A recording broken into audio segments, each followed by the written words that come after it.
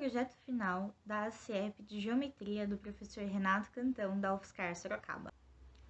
Nesse trabalho, eu, Elet, o Matheus, a Marielle e o Gustavo apresentaremos uma analogia entre a geometria euclidiana e os origamis. Origami é a técnica milenar de dobradura em papel. Desse modo, nós apresentaremos os 7 principais axiomas de origami de Rosita Hattori e também demonstraremos como resolver uma equação de segundo grau utilizando geometria e dobradura. Dessa forma, apresentaremos a seguir os 7 axiomas. Axioma 1. Dados dois pontos distintos, P1 e P2, existe apenas uma única dobra que passa pelos dois pontos ao mesmo tempo. Este axioma é análogo ao axioma 1 da geometria, que diz que, dados dois pontos distintos no espaço, existe apenas uma única reta que passa por esses dois pontos ao mesmo tempo. Axioma 2. Dados os pontos P e P2, é possível fazer P coincidir em P2.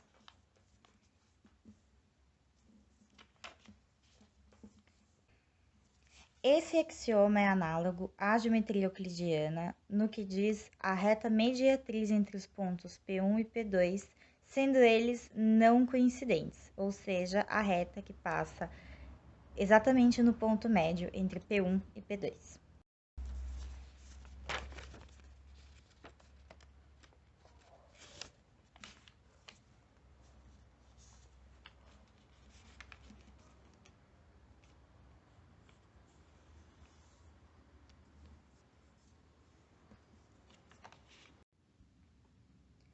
Axioma 3. Dadas duas retas, L1 e L2, existe uma dobra que faça L2 coincidir em L1.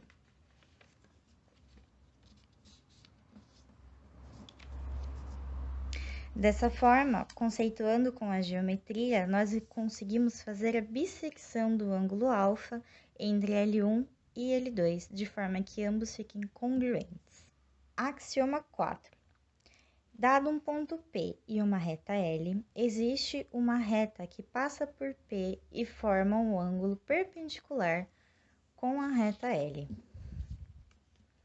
Analogamente, na geometria, podemos dizer que, dado um ponto P e uma reta L, existe uma única reta que passa por P e forma dois ângulos congruentes entre si com a reta L.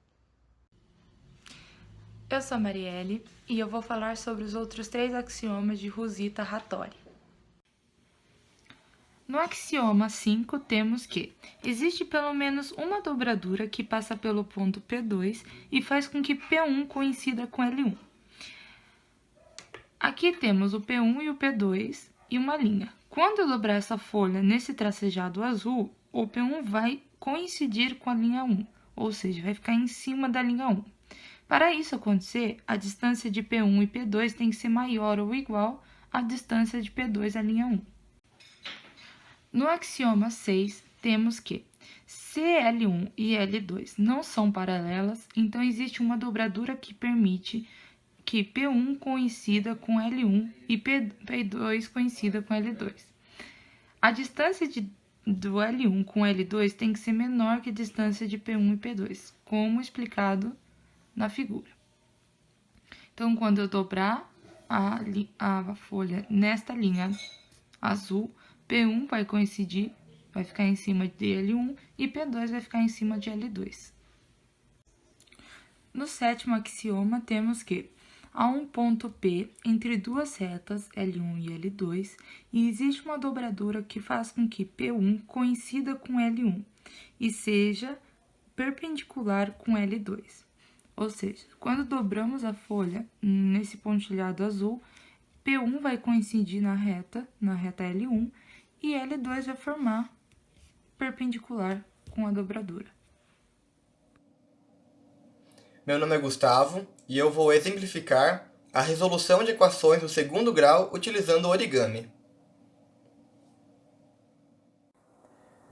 Dado uma equação de segundo grau do tipo ax² mais bx mais c igual a 0, onde A diferente de zero e delta maior ou igual a zero, pode se definir uma reta R e uma circunferência, de forma que a intersecção entre esses dois objetos sejam as raízes da equação. Para tanto, é necessário que se tenha um ponto A, xc0, e B, xc, D, onde xc e D são, respectivamente, a abscissa do centro da circunferência e seu raio. Dessa forma, define-se que a reta R é o próprio eixo x, por isso y igual a zero, e que o centro da circunferência está presente neste eixo. Xc e D são números que são definidos com base nos coeficientes da equação, de forma que xc é menos b sobre 2a e d é a raiz de delta sobre 2a. Portanto, a intersecção onde serão os dois pontos x1 e x2 do tipo x1, 0 e x2, 0, em que x1 e x2 são as raízes da equação. Meu nome é Matheus e eu vou demonstrar uma equação de segundo grau usando dobradura. Para uma determinada equação, vamos fazer uma dobra para representar o eixo dos números reais, que vamos chamar de R.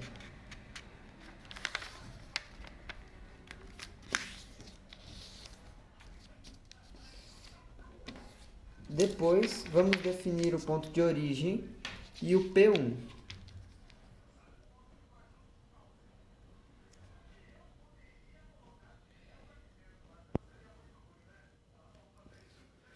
Agora, determinamos o nosso P2, que é o mesmo ponto que o P1, pois xc é igual a 1.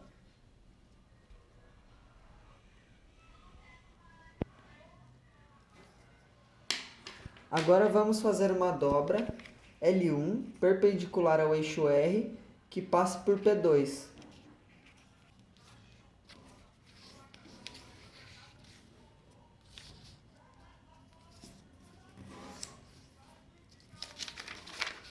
Assim, também determinamos o ponto P3 na dobra L1, que é xc igual a 1 e d igual a 2.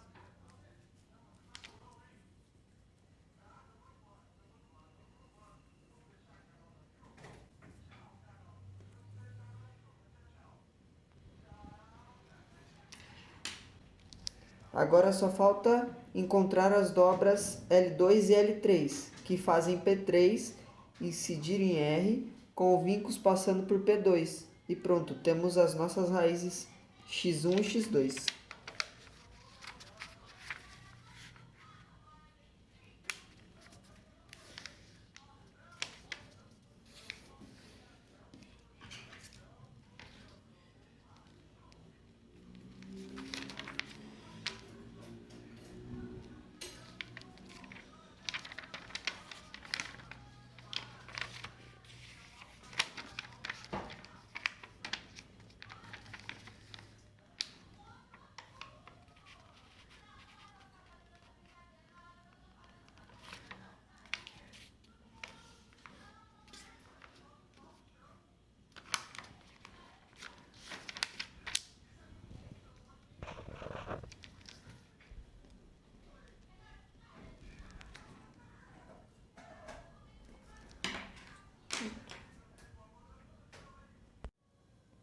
A limitação do método é que não é válido para raízes complexas e que para números grandes é mais difícil realizar as dobras por conta do tamanho do papel utilizado.